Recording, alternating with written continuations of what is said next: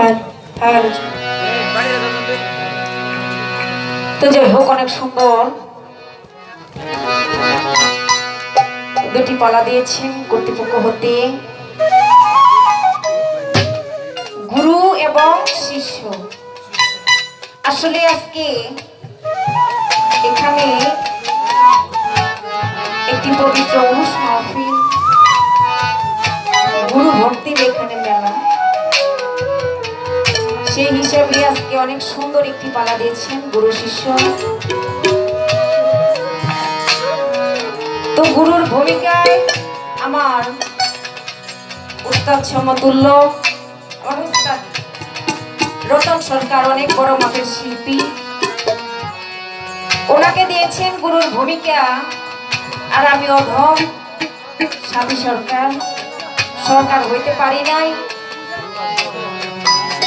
তবুও সকলে দাঁড়ে দাঁড়িয়ে ঘুরি শিখতেছি। বাজান সকলেই আমার যেন দোয়া করবেন, যেন শিখতে পারি। আমাকে দিয়েছেন শিষ্যের ভূমিকা। তো আজকে সর্বপ্রথম আমি আমার পালা থেকে ছোট্ট করে একটি গান রাখবো, সেটা আমার দয়ালের কাছে। আসলে দয়ালের কাছে জিজ্ঞাসা করা যায় না, তবুও যদি কিছু জানার বাসনা না করি, তাহলে কি দয়াল ইচ্ছা করে কিছু দিবে? বাবা ইচ্ছা করে কিন্তু দিতে চাইবে না।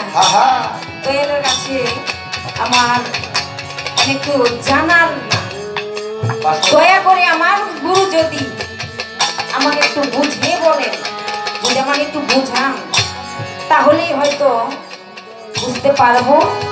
তো আমার পালা থেকে আমি সর্বপ্রথম একটি গান রাখবো।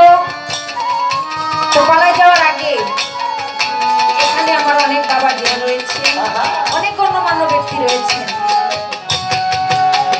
তাদের যে আমাদেরকে মনে শিখিয়ে দিবে, শিখাবে, এরকম অনেক জ্ঞানী গুণী ব্যক্তি রয়েছে। তাদের সামনে আসলে আমরা কিছু না, বাবাজিরা রয়েছেন। তো বাবাজিদের কাছে এবং আমার গুরুর কাছে, আপনাদের সকলের কাছে আমার সর্বপ্রথম পালায় যাওয়ার আগে একটি ভক্তি, সকলে আমার ভক্তিটা গ্রহণ করুন।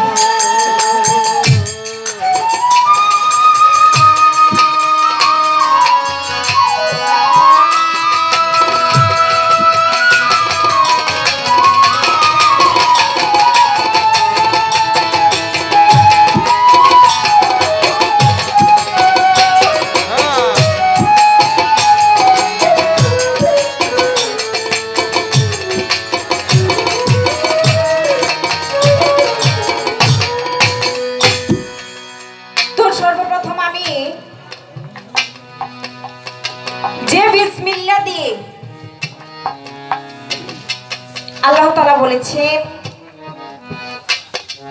আমরা যে কোনো একটা কাজ করার আগে বাজান কি বলে শুরু করি? বিসমিল্লাহির রহমানির রহিম। আল্লাহ তাআলা বলেছেন, এই বিসমিল্লাহির রহমানির রহিম বলে যে ব্যক্তি কাজ শুরু করলো, আমি আল্লাহ নিজেই তার ওই কাজের উপর অনেক অনেক রহমত এবং বরকত বর্ষিত করি। তাই আমি আমার সর্বপ্রথম এই বিসমিল্লাহ সম্বন্ধে আমার দয়ালের কাছে একটু জানার আমার ভাষণা থাকবে গানের মধ্যে। যদি আমার দয়াল আমাকে বুঝিয়ে বলেন, তাহলে হয়তো কিছু বুঝতে পারবো, কিছু শিখতে পারবো আজকে এখান থেকে। সকলকে ধন্যবাদ।